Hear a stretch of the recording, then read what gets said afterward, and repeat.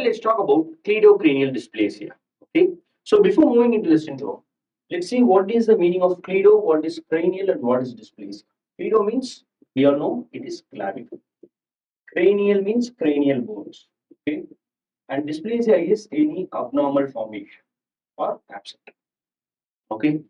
So there is a malformation in the formation of the clavicle, the skull bones, and the maxilla. So basically, the patients with this syndrome will have defective formation of structures formed by intramembranous ossification. So the bones formed by the intramembranous ossification will be clavicle, cranium, and maxilla. Okay. So what is the defective gene in cleidocranial dysplasia is very important RUNX2 gene or CBFA1 gene. Okay, both are same. Okay. So RUNX2 gene is basically responsible for the osteoblastic differentiation. That is, the pre-osteoblast are converted to mature osteoblast via this gene. So this gene is responsible for the conversion or the production of the mesenchymal stem cells into osteoblast. Okay, so basically when this gene is absent or mutated, what happens? There obviously there will be defective bone formation, bone mineralization, and bone strength. Okay, so this gene, it influences various osteoblastic genes, osteoblast related genes like osteocalcin, okay, osteonectin,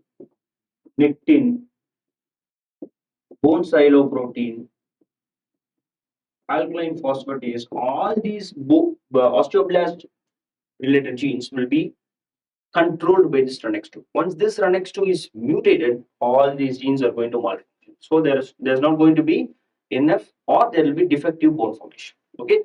So now based on this, you are going to tell me what will be the clinical features of this syndrome. Okay.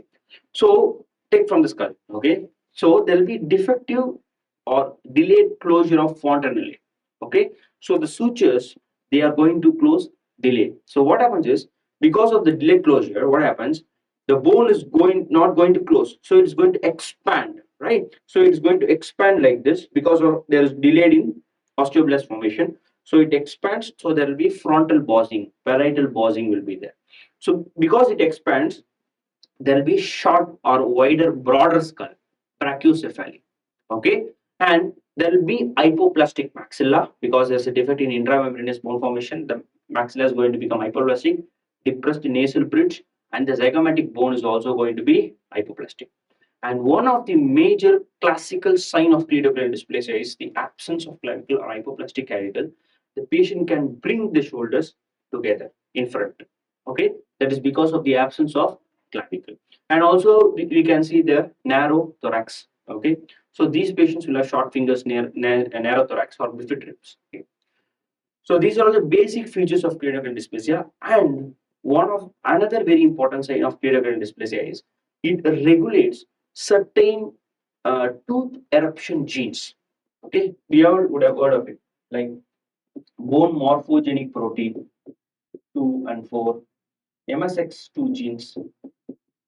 All these genes, they are responsible for the signaling of the tooth to erupt. Okay, you can go in, you can erupt. So once the signaling genes are getting affected, the tooth is not going to come out. So we can see multiple supernumerary teeth or multiple unerupted teeth in these patients. Okay, so I hope this video makes sense. That is all about cleidocranial dysplasia. So thank you so much for watching the video. Have a nice day.